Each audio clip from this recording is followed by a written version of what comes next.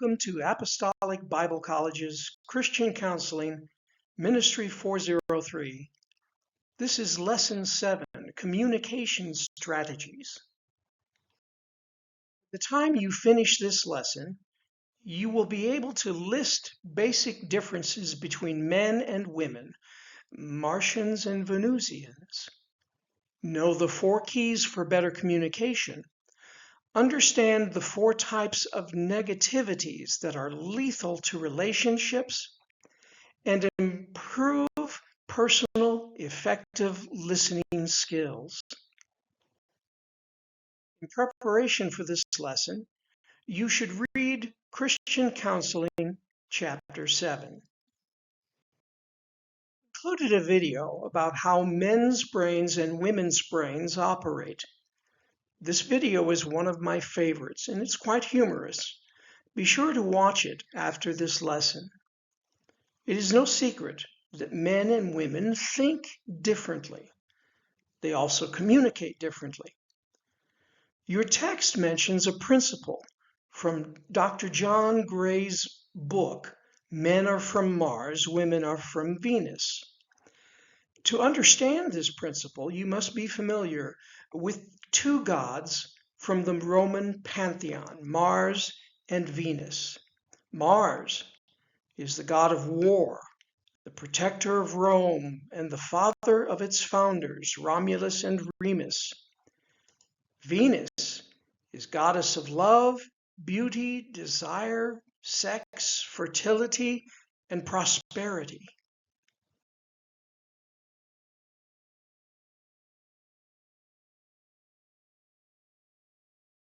Men tend to value power, competency, efficiency, and achievement, proving themselves through results. They're independent and autonomous, solving problems alone.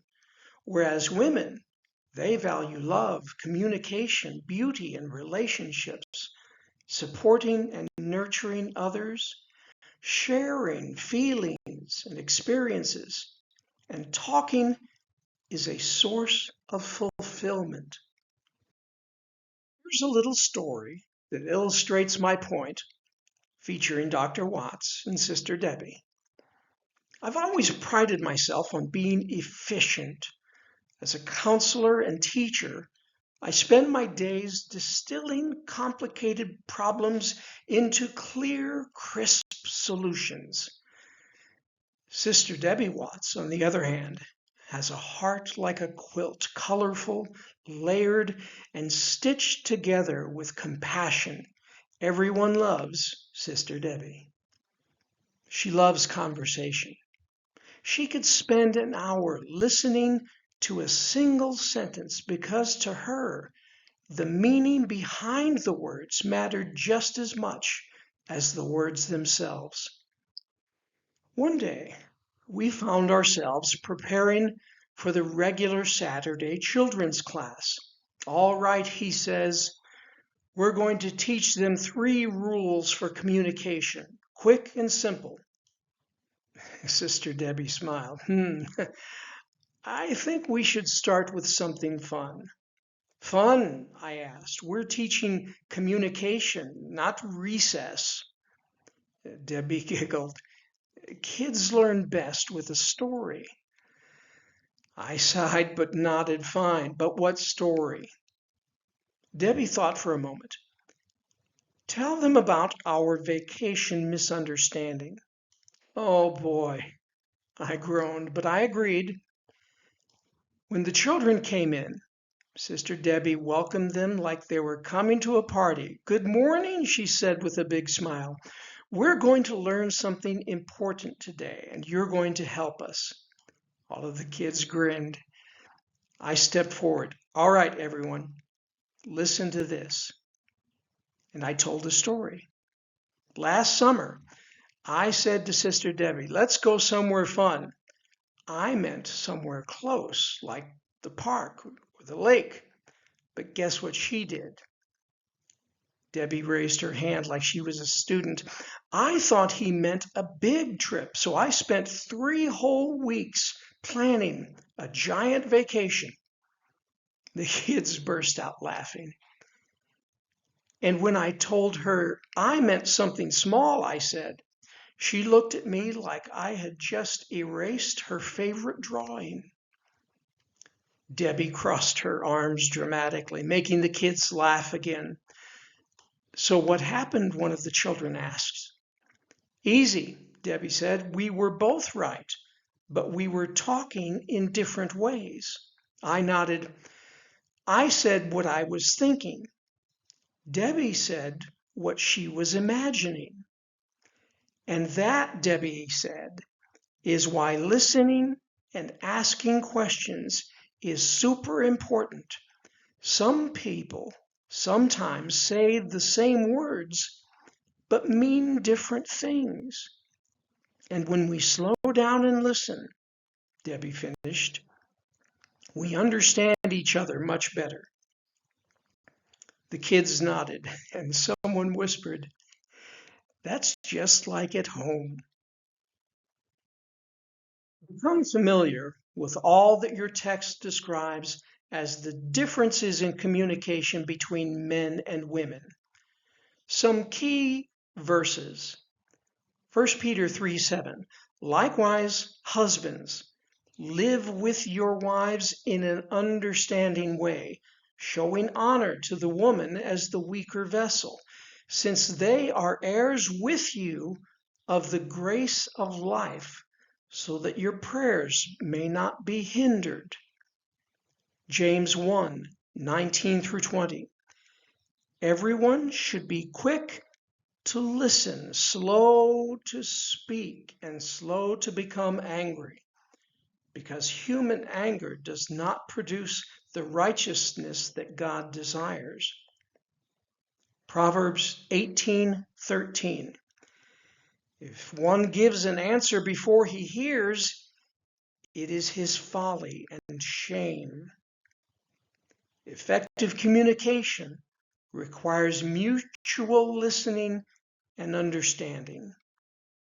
Regardless of your gender, there are certain skills required for good listening and good communication.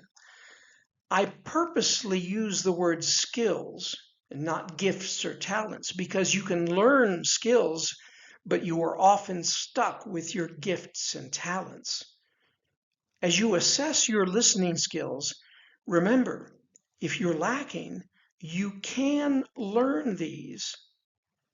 Allow others to finish speaking.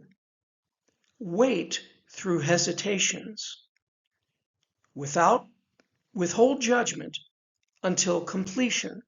Listen fully despite assumptions. Maintain a non-judgmental attention. Give full attention without distractions. Provide appropriate nonverbal feedback. Focus on support rather than response planning. Demonstrate curiosity through clarifying questions. Restate and rephrase for comprehension verification. Your text gives a listening assessment. I've provided an electronic version as part of your class. Be sure to take this assessment, follow the instructions carefully, and record your score.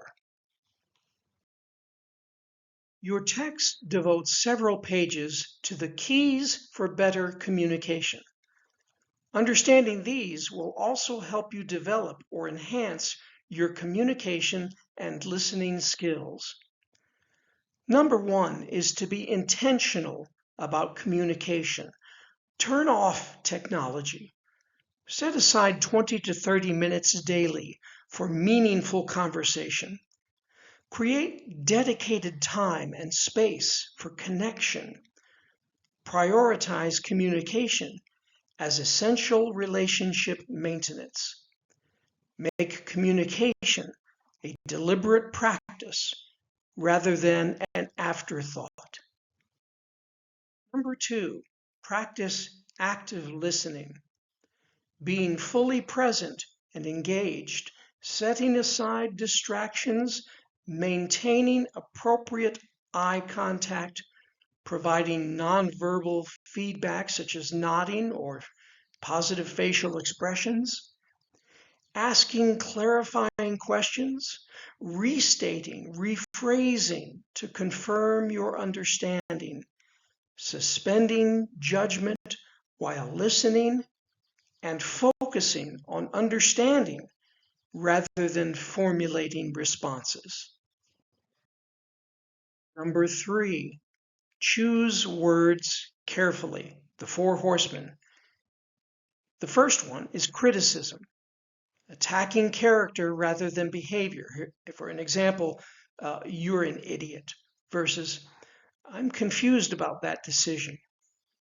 The second, contempt, disrespect stemming from unaddressed concerns. This includes sarcasm, mockery, hostile humor, eye rolling.